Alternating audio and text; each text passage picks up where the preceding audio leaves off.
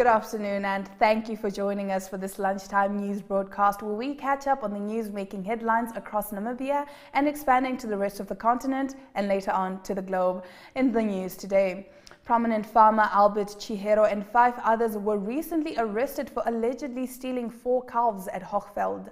Kenyan President Uhuru Kenyatta has announced a minimum wage increase of 12% with effect from the 1st of May. We also take a look at the news from our social media pages, bring you sports and economic news and more international headlines. I am Diana Master and this is NMH at 1.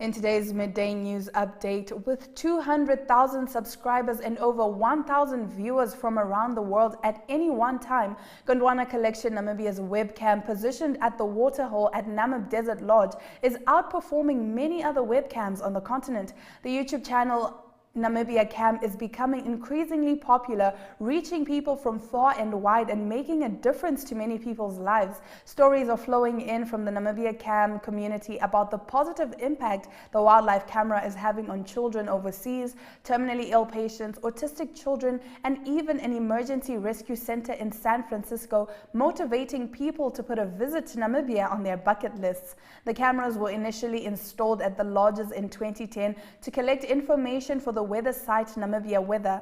This included Namib Desert Lodge with its spectacular backdrop of fossilized dunes. The small waterhole several kilometers from the main lodge proved to be an ideal site visited by hundreds of oryx, springbok, zebra, wildebeest and more recently, much to everyone's delight, a leopard and a cheetah with cubs. We'll now take a quick ad break and return with our visual news. Stay tuned.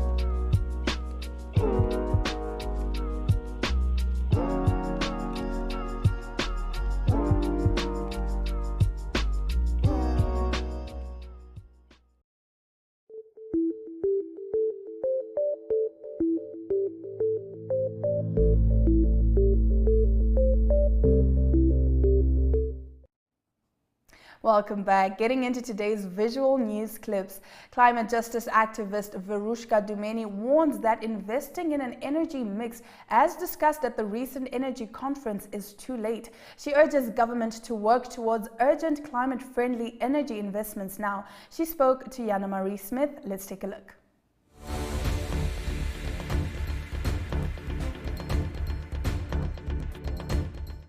At this conference that was recently concluded, Africa's energy poverty and the need for an energy mix of, say, fossil fuels and renewables was highlighted. Yes. Do you think this is still a realistic goal? Is this still something we should be chasing, this energy mix? Or what are your views on that? Right. So scientists are very clear when it comes to that. It's that we no longer have the time for an energy mix. If we were talking about an energy mix some 30, some 40, 50 years back, it would make sense. However, we are so far down the climate crisis that any emissions, even if it's 1 more ton of emissions into the atmosphere, that will be initially suicide because we are reaching tipping points. And when we get to tipping points, we don't have the carbon budget for an energy mix anymore. What we need is an energy resolution. We need an energy replacement, right? And it needs to be urgent. Unfortunately, our government, like many governments, are taking advantage of a remaining a remaining oil market, right? They are saying that there is still an oil market and we should invest in it. We should tap into it, right? And they are seeing a lot of foreign companies want to come in a lot of African countries. We are seeing a lot of oil projects develop. And that's because foreign companies are now coming into African countries who are desperate enough for an economic revival and trying to take advantage or trying to exploit any remaining oil reserves, right? And just because it's an investment, our government is welcoming it with open arms, unfortunately. But that's not what it's. We are in a climate crisis. It's an emergency. We are supposed to be focusing on solutions that take us out of the crisis, not solutions that still basically bury us further into the climate crisis. So our Ministry of Mines and Energy was so serious about the climate crisis. They would be inviting investment that is focused on renewable sources and energy efficient technology. It's been touted and praised, and it's the next big thing, and everyone's talking about it. What are you thinking about this project? So green hydrogen is one of those projects, like you said, it's like the new kid on the block, right? Everybody kind of wants to try it. It looks very promising. Unfortunately, green hydrogen is it's very resource intensive, meaning that for you to produce this energy, you need a lot of energy input. This begs the question, where is this energy going to come from, right? And they will say, well, since we only have fossil fuels as our main energy source right now, we are going to source this energy from fossil fuels. And that basically renders energy sources such as green hydrogen is not so sustainable. It's not so as eco-friendly as we thought because it's so energy intensive. Everything about this green hydrogen project is very far into the future. We are planning 10, 20 years from now. Only then can we start benefiting from this green hydrogen. But unfortunately, we need that we need that energy revolution right now. We need a new renewable source of energy right now, not 10, 20, 30 years from now. And then it also begs the question of equity, right? With a lot of these novel energy sources, the way that it trickles down in society is very, it's very unequal. It reaches the people that can afford this infrastructure first before it comes to the ordinary Namibian, right? So there's no infrastructure which supports this energy. It's so based into the future, whereas we have an energy potential that we can harvest right now, and it's renewable. We are never going to run out of the sun's heat. We are not going to run out of it, and it's also cheap. Many people can actually tap into this energy source from their own home, meaning that they become energy dependent, actually energy independent. So you see this energy monopoly still going on within all the newer renewable energy sources, where the government doesn't really want to give people energy independence. They still want to produce a source of energy and then sell it to the people. What's the way forward? We should be looking at what we have available here. What energy source can we tap into right now and much more easily that doesn't require a more, carbon intensive energy source? The answer is solar. We can create so much of it that we can actually export to a lot more of the southern African countries and beyond, right? We should be looking at climate smart solutions, right? Not solutions that are halfway sustainable and halfway not sustainable, right? We should look at how can we redesign our cities to be climate smart? How can we redesign our cities to support more pedestrian and cycling rather than only cars? Because unfortunately, that is the way it is right now. We should look at the injustices that are basically proliferated with the climate crisis, right? We already have poverty. How can we better solve the food insecurity with regenerative agriculture? There's so many solutions to a lot of the social problems that we have. And a lot of those solutions can be climate smart. They can be sustainable, right? But because it's not the conventional way of doing it, because it doesn't have as much economic promise as the ordinary solutions are, our government is taking the easy way out.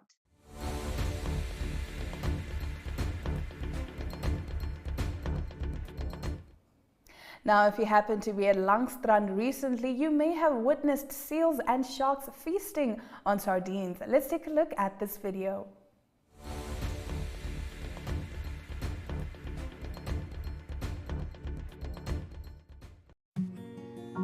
Now, this is a sight not witnessed in Namibia for a very long time. Large shoals of sardines were recently seen in the vicinity of Langstrand. This aerial footage shows Cape Fur seals and sharks feasting on the fish.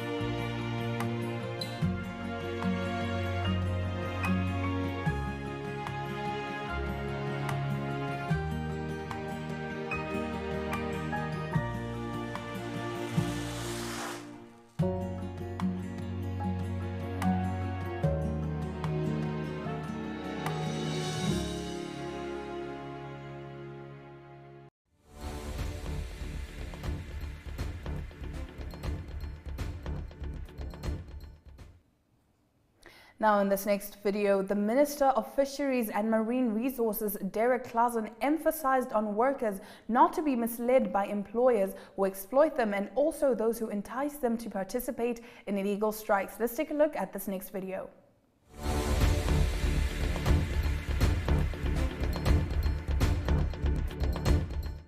Friends, what I'm saying, put simply, is that I have seen the great sadness, how some of our comrades filled with false hope and vigor took part in illegal strikes. As advised by the activist people turned unionists, lost out on jobs, opportunities to care and feed their families when they partook in illegal industrial action. What is clear is their rights as workers are important and deserve utmost protection. I want to talk about what has transpired in Walvis Bay. I think Ludwig was also implicated here. People have been out on the, we call it Okapale, for many years because of illegal industrial action. We as a government, we needed to step in because we cannot and we could not endure to see our people suffer out there in the cold because of this not following the law. But I think they are being a little bit misled also.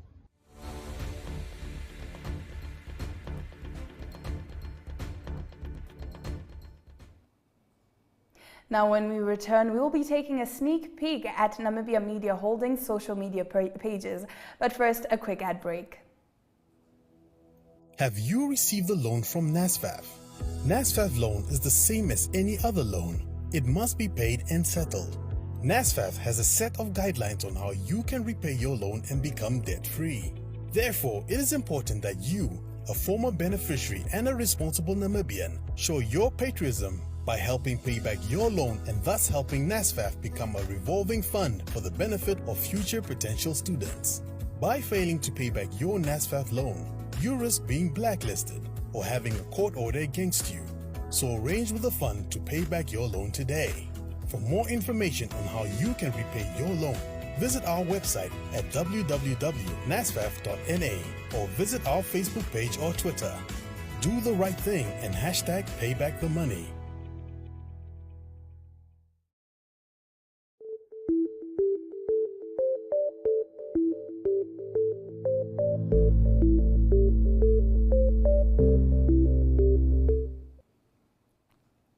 Thank you for staying with NMH at 1. We now take a look at what the lead stories are on Namibia Media Holdings' social media pages. Starting off, prominent farmer Albert Tjihero and 5 others were recently arrested for allegedly stealing 4 calves at Hochfeld worth 52,000 Namibian dollars. A police report stated that the cattle were recovered while en route to the Dankbao auction with the suspects. On Namibian Sun, a 29-year-old Namibian woman was arrested on Saturday after being found in possession of 3,124 grams of heroin worth a mind-boggling 1.5 million Namibian dollars. She was about to depart to New Delhi, India via Addis Ababa. Moving over to the Republican, President Hage Geingob said in his official message on Workers' Day that the Namibian government will always be on the side of workers. He emphasized that slavery and forced labor are prohibited in the Namibian constitution and no worker will be discriminated against. Geingob says it is the duty of the public and private sectors to include the youth in the economy in partnership by creating more jobs. Still with the Republican, the Irongo governor applauds the workforce in light of Workers' Day celebrations. Labor conditions in Namibia have come a long way since independence, as many workers now enjoyed paid vacation leave, overtime for work performed beyond the 8-hour workday, as well as social security benefits. Neville Andre Itope shed light on the significance of Workers' Day in Namibia and urged both unions and employers to work together with the improvement of the living conditions of Namibian workers. He said that Namibia and his struggle for independence were ignited by the mistreatment and discrimination of workers between blacks and whites at that time, which prompted the uprising and fighting for the struggle. The fight for workers' rights continues, as it did not end with the contract labor system. Moving over to Allgemeine Zeitung, the Venice Art Biennale 2022 was delayed a year due to the global pandemic. The 59th edition of this unique international art event is set to run from April 23 to November 27, with the pre-opening having taken place on 20, 21 and 22 April. Thousands of artworks from over 80 countries have come together. A Namibian artist that prefers to remain unknown by name was invited to the Biennale, as, by the way, is habit of the organizers of this internationally recognized event. This event is contrary to what was believed by certain members of the Namibian art world, not a case of a country being able to simply enter and display their art. It is instead a case of the organizers inviting a specific artist on account of his or her unique art form, adding value to the annual theme. In Namibia's case, Ren was invented. He is the creator of the Lone Stone Men of the Desert, which comprises of variable sculptures resembling stylized human figures, which have been scattered across the world's most ancient desert since 2014. Each sculpture carries a tag with a number identifying it and a distinctive message suggesting a possible encounter that is moving towards. Separated from each other by kilometers of desert, posed in astonishing untainted locations far from urbanization, these stone men seem to incite a reflection on the deserts that keep the different human cultures apart, and on the need of their encounter to discuss as a collective the place of humankind in nature. Now, Namibia could establish itself as a global energy hub. We have everything going for us in terms of infrastructure, political stability, and good governance structures. When we return, we share more on this and other economic news stories. But first, an ad break.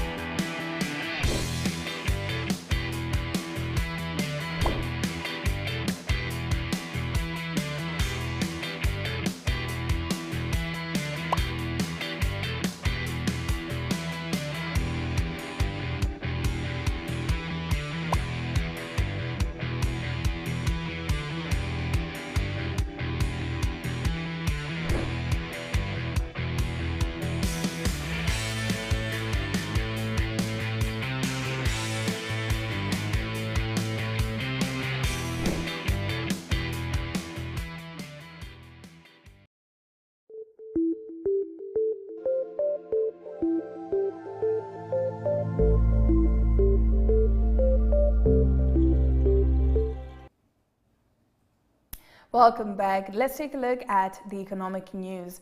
Ahead of the African Energy Week, Africa's premier event for the oil and gas sector, which will be held under the theme Exploring and Investing in Africa's Energy Future while Driving an Enabling Environment, the African Energy Chamber spoke with Tami Itembu, Public and Government Affairs at ExxonMobil and Production Namibia, in an exclusive interview about the company's vision in one of Africa's emerging hydrocarbons market and the role the country can play in improving energy security across the region.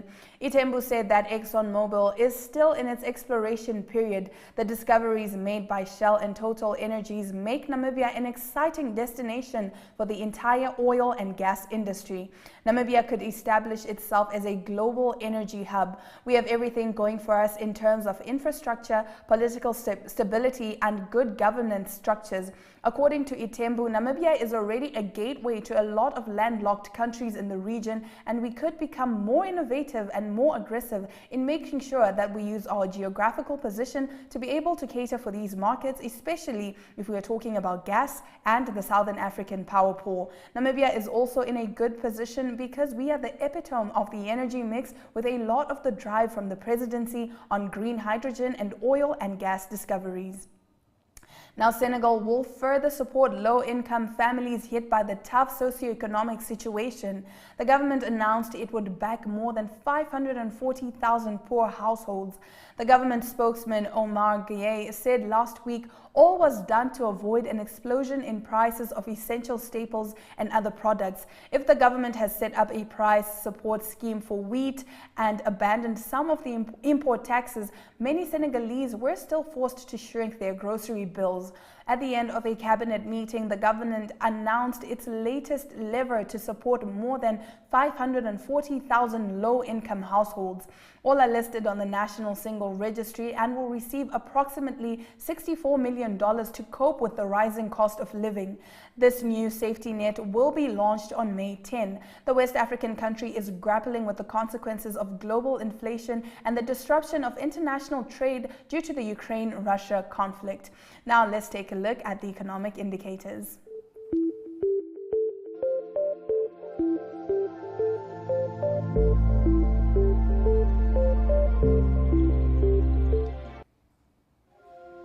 The Namibian dollar has increased across all four major currencies, namely the US dollar, euro, pound and yuan. MTC stock prices are down, with most others remaining the same and Trustco Group holdings showing an increase. Local index on the NSX is down by 0.03%, while overall index has increased by 1.21%. Zinc and Brent has decreased, while gold, platinum and copper have increased. Now, Kenyan President Uhuru Kenyatta has announced a minimum wage increase of 12%. Stick around for the full story right after this break.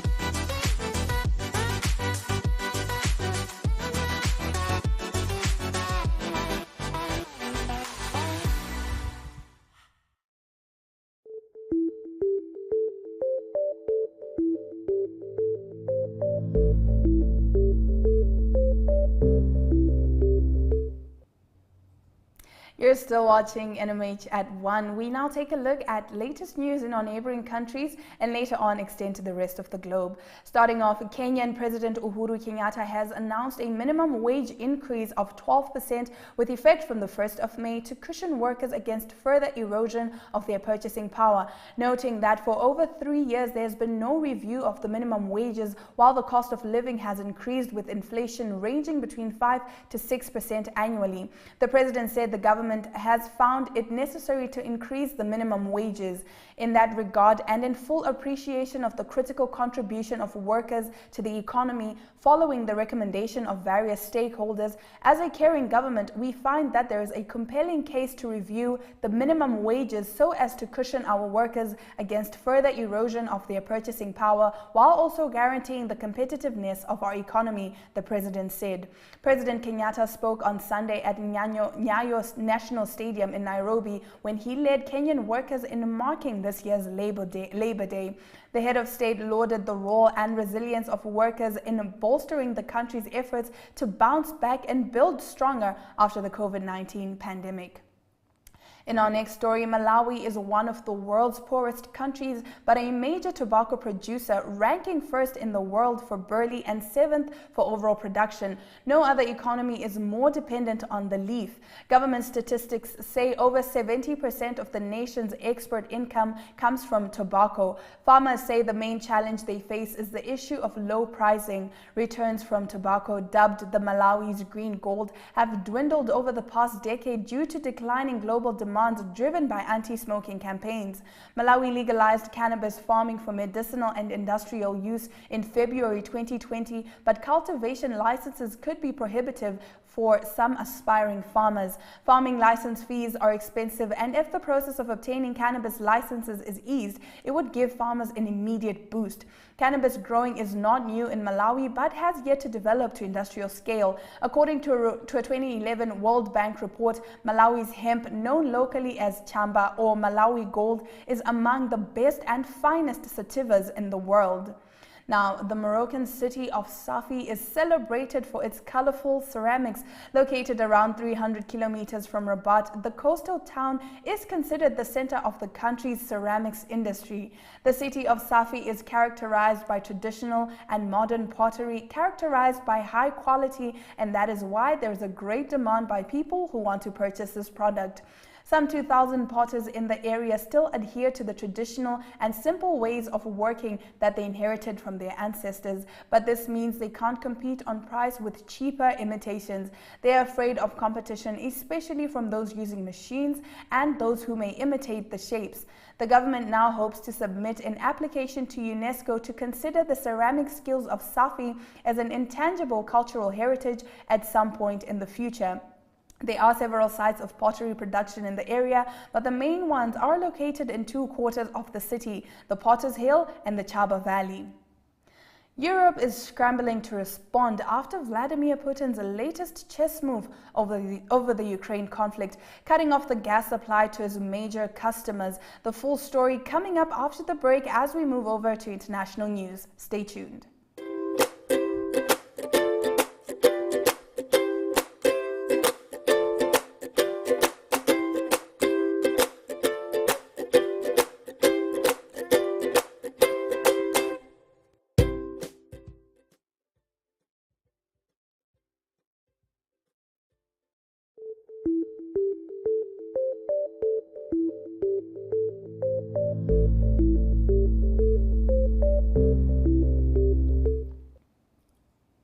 Welcome back. Let's get into our international news. As Poles and Bulgarians worry their cookers and heaters will run dry, the rest of Europe is scrambling to respond after Vladimir Putin's latest chess move over the Ukraine conflict, cutting off the gas supply to his major customers.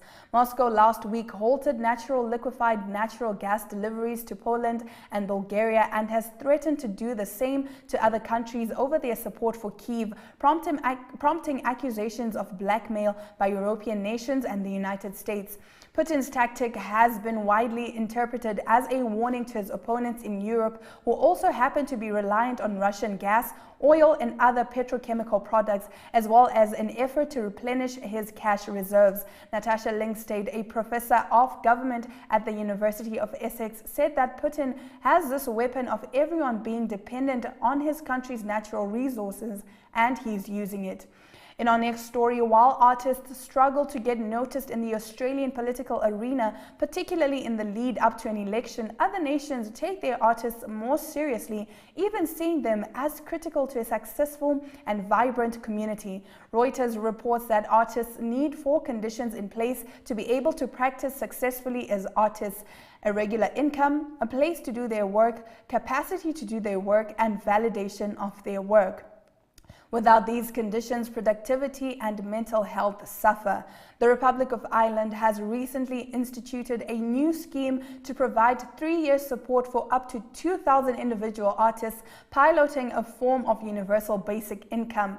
Artists will be expected to meet at least 2 out of 3 qualifying terms to apply for the scheme, namely having earned an income from the arts, have an existing body of work, and or be members of a recognized arts body such as trade union. Successful artists and creative workers will be given a weekly income of €325, approximately 5,400 Namibian dollars, and be able to earn additional money without this basic income being affected. In exciting news, Christine Boma ran a world-leading 21.87 seconds in the 200-meter on Saturday, less than an hour after running an African under-20 record time of 10.97 seconds in the 100 meters. We'll delve more into this right after this quick break. Choose your Flex package with Paratus today. Sign up for ultra-fast fiber with the convenience of mobile LTE. That's 2 products in 1 bundle. It's new, it's 1 bill, and you can stay connected in more than 1 location. For more information, visit paratus.africa/NA. Always prepared. Paratus.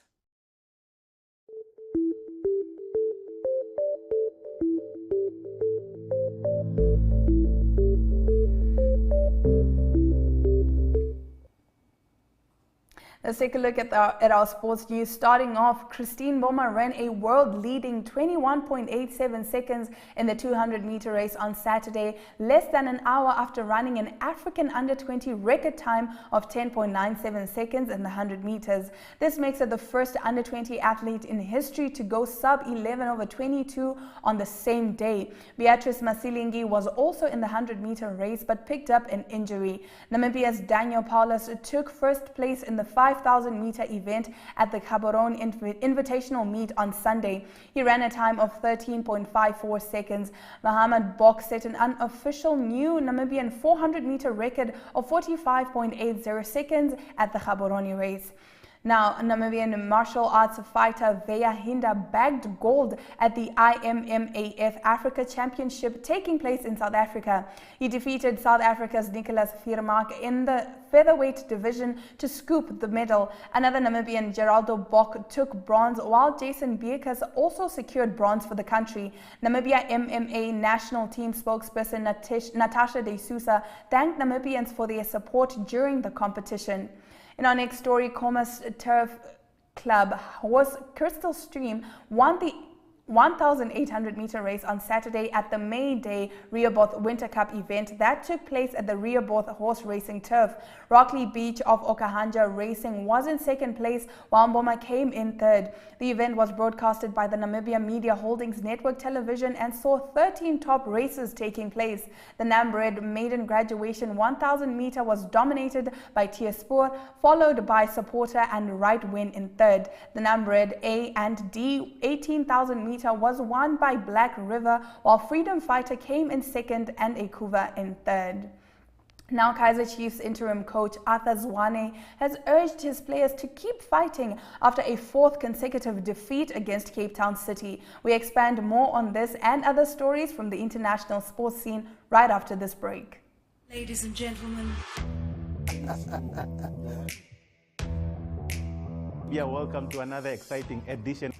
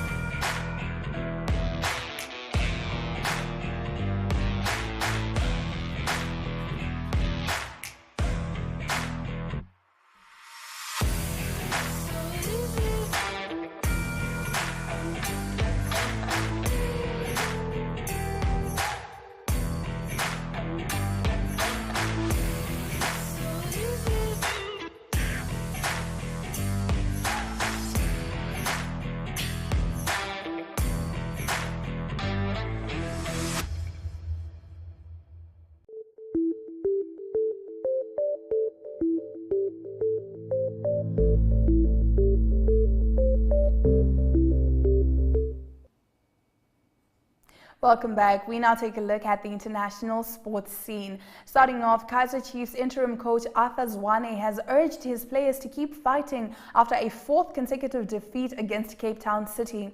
Chiefs went behind early in the game after a defensive error by Daniel Cardoso led to Craig Martin opening the scoring for City before Terence Mashego got City's second goal early in the second stanza. Now, Arsenal overcame a stubborn West Ham United side in the Premier League to return to the top four on Sunday evening with a 2-1 win. Takehiro Tomiyasu, Rob Holding and Gabriel Martinelli got a recall by Mikel Arteta from the win over Manchester United as the Hammers missed Craig Dawson due to suspension. In our next story, Erion Knighton became the fourth fastest man over 200 meters as he clocked 19.49 seconds at the LSU Invitational. The American, who's 18, broke his under-20 world record by 0.35 seconds in Baton Rouge, Louisiana. Only world record holder Usain Bolt, fellow Jamaican Johan Blake, and American Michael Johnson have ever set faster times. Knighton's mark is the 8th fastest 200-meter time overall and the quickest since Bolt won the 2012 Olympics final. We'll now take a quick ad break and return with our highlights. Stay tuned. Adam Tas is coming to Windhoek to help build a brighter future for education. Join us at the Sounds of Caring concert at Windhoek High School Vegkop on 20 and 21 May, where he will be performing with Von Arends and Rian Smith. Tickets cost 200 Namibian dollars and are available via eticket.my.na. All proceeds go towards the African Child Development Trust.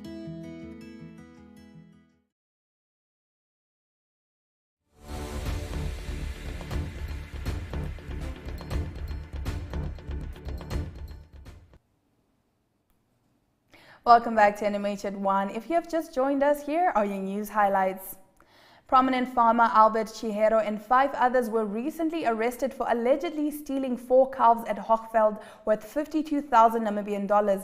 A police report stated that the cattle were recovered while en route to the Dankbaar auction with the suspects.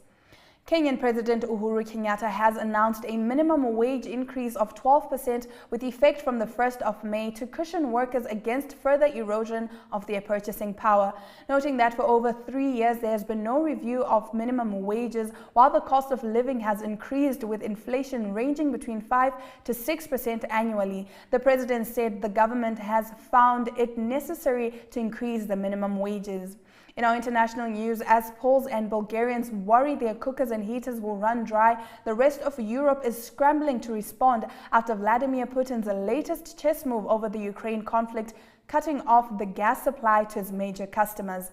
Putin's tactic has been widely interpreted as a warning to his opponents in Europe, who also happen to be reliant on Russian gas, oil and other petrochemical products, as well as an effort to replenish his cash reserves. In local sport, Christine Bommer ran a world-leading 21.87 seconds in the 200 meters yesterday, less than an hour after running an African under-20 record time of 10.97 seconds in the 100 meters. This makes her the first under-20 athlete in history to go sub-11/22 on the same day. Beatrice Masilingi was also in the 100-meter race but picked up an injury. In the economic news, Namibia could establish itself as a global energy hub. We have everything going for us in terms of infrastructure, political stability, and good governance structures. Namibia is already a gateway to a lot of landlocked countries in the region and could become more innovative and more aggressive in making sure that we use our geographical position to be able to cater for these markets, especially if we are talking about gas and the Southern African power pool. Those have been your highlights. Thank you for staying with NMH at 1 and spending your lunch hour with me, Diana Master. Remember to tune in every weekday at 1 p.m. as we take you through the latest happenings in Namibia and beyond. Stay with us for a compilation of news from across Namibia in our regional review segment. Until tomorrow, goodbye.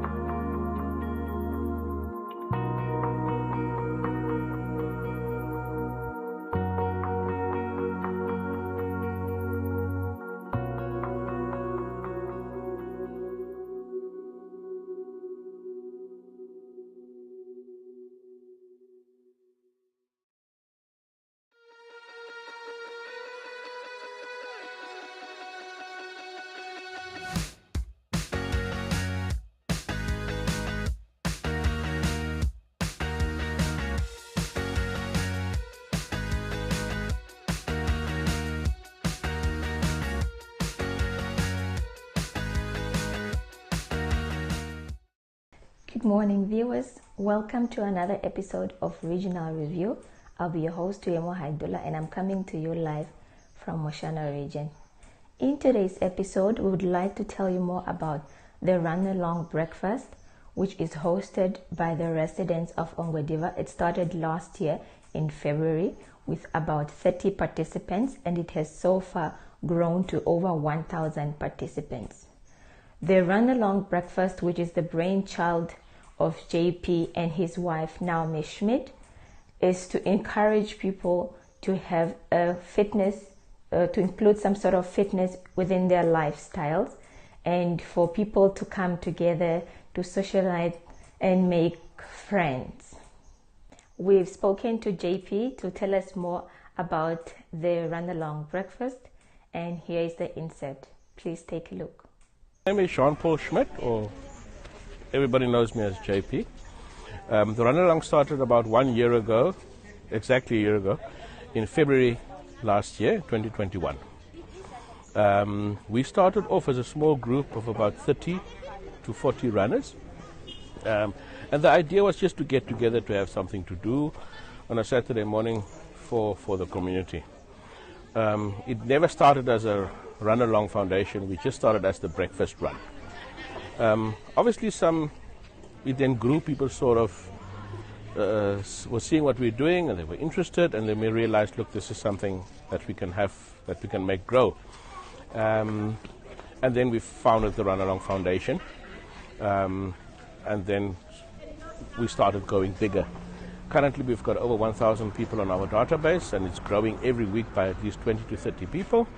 So hopefully at this momentum, by the end of the year, we'll have over 2,000 runners.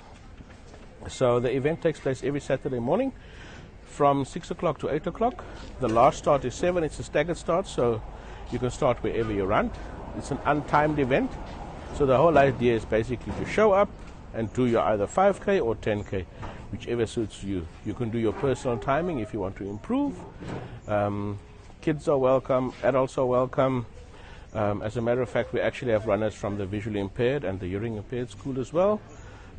Next week we're going to have some wheelchair pushers here as well.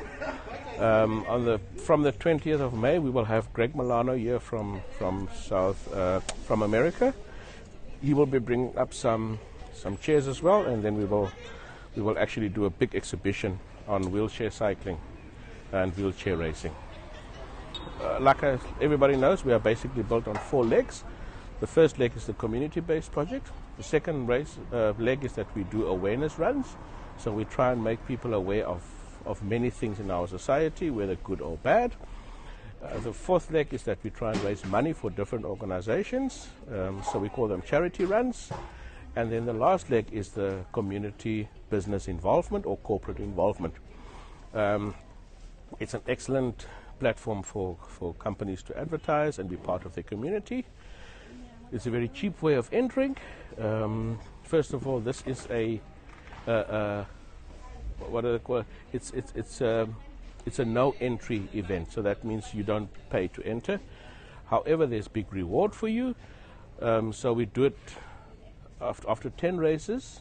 You can get your bronze medal. Like today, we had 13 recipients of the first bronze medals, and then after 20 races, you get your silver medal, and 35 races, you get your gold medal.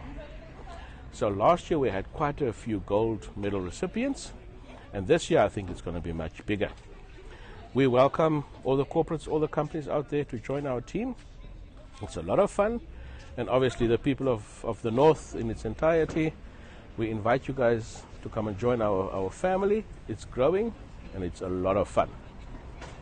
Encourage anyone who wants or who is contemplating on joining this run-along breakfast? Well, first of all, I think there's many reasons. Here you meet friends, you meet a lot of friends. It's a good habit that we're learning. Even people like myself that are quite heavily overweight, used to be an athlete, but now I also try and commit myself to join. It's very difficult waking up, so obviously you have to be quite disciplined. But then again, yes, you can earn your medals. You can win lots of prizes, and that's basically it. And you're running for a good cause, you know.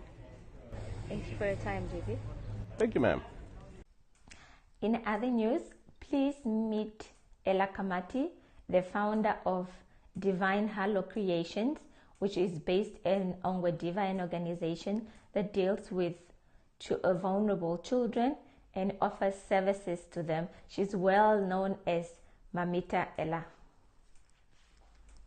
The 26-year-old who hails from Walvis Bay started the Divine Halo Creations in 2020 and offers ballet classes and as well as anything artistic to vulnerable children living within the areas of Ongwediva. She talks to us about Divine Halo Creations. I am Ella Kamati, the founder of Divine Halo Ballet, which started in 2021. And we started it in Ngwediva. Initially, we had one-on-one clients, which were quite a number, but it became overwhelming to have so many one-on-ones. We decided to expand. And after, we actually looked into the community that there were more girls who actually had very difficult backgrounds, but could not partake, and they had the talent and the willingness. So I founded the Love Program, which is a ballet program that helps all the children and girls in the community that are not able to afford to pay for my ballet studio. And it helps them in development of their character and their personality.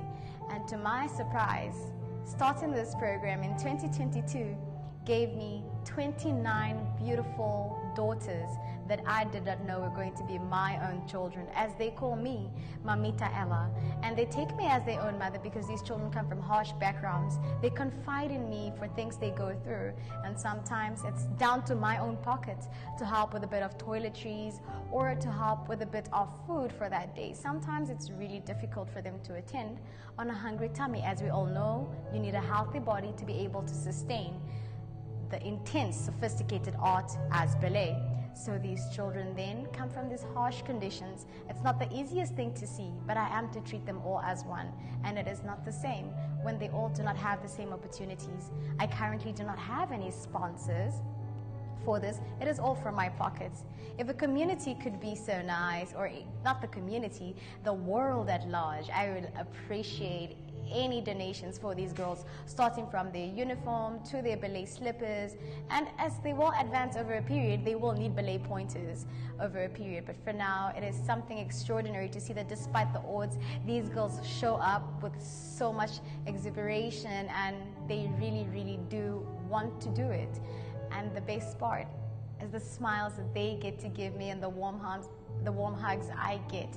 I think that's the best part for me, and I would never change this for anything. I want to keep it going because not only is it about the art of ballet, it is also cultivating personalities of leaders, grooming them to become the best that they are. Not all of them will be professional ballerinas, but many of them will take so much into whichever field of life that they will keep with them. And that is why I'm more passionate about it, because for me, I feel like I get to spread my love into every little part of this project, and that's why I have named it the Love Program. I am Ella Kamati, the founder of Divine Halo Ballet, which started in 2021. And we started it in Ngwediva. Initially, we had one-on-one clients, which were quite a number, but it became overwhelming to have so many one-on-ones. We decided to expand. And after, we actually looked into the community that there were more girls who actually had very difficult backgrounds but could not partake, and they had the talent and the willingness. So I founded the Love Program, which is a ballet program that helps all the children and girls in the community that are not able to afford to pay for my ballet studio. And it helps them in development of their character and their personality. And to my surprise, starting this program in 2022 gave me 29 beautiful daughters that I did not know were going to be my own children, as they call me Mamita Ella. And they take me as their own mother because these children come from harsh backgrounds. They confide in me for things they go through, and sometimes it's down to my own pocket to help with a bit of toiletries or to help with a bit of food for that day. Sometimes it's really difficult for them to attend on a hungry tummy. As we all know, you need a healthy body to be able to sustain the intense, sophisticated art as ballet. So these children then come from these harsh conditions. It's not the easiest thing to see, but I am to treat them all as one. And it is not the same when they all do not have the same opportunities. I currently do not have any sponsors for this. It is all from my pockets. If a community could be so nice, or not the community, the world at large, I would appreciate any donations for these girls, starting from their uniform to their ballet slippers.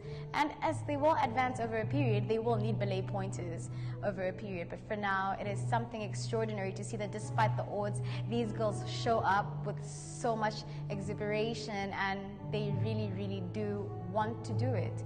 And the best part is the smiles that they get to give me and the warm hugs I get.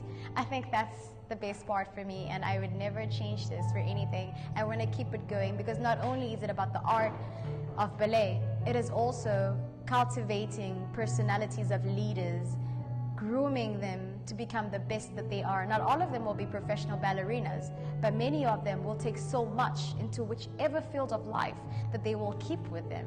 And that is why I'm more passionate about it, because for me, I feel like I get to spread my love into every little part of this project. And that's why I have named it the Love Program.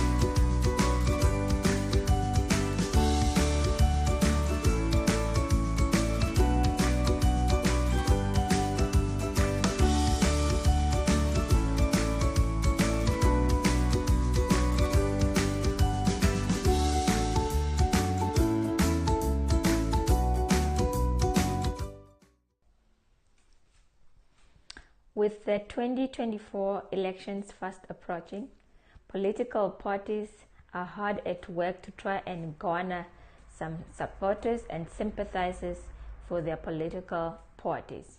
The ruling SWAPO party has been hard at work already in Oshana region for the past weeks to try and campaign and to also encourage some new supporters and have new supporters sign up for the party.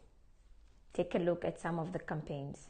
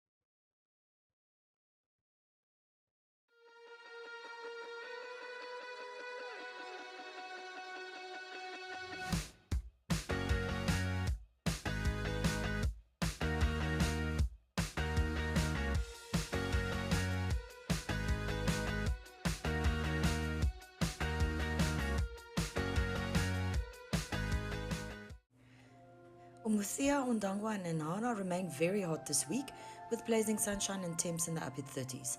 Oshakati is slightly cooler, sunny and humid, while Utapi can expect patchy clouds today and sunny and mild temperatures for the rest of the week.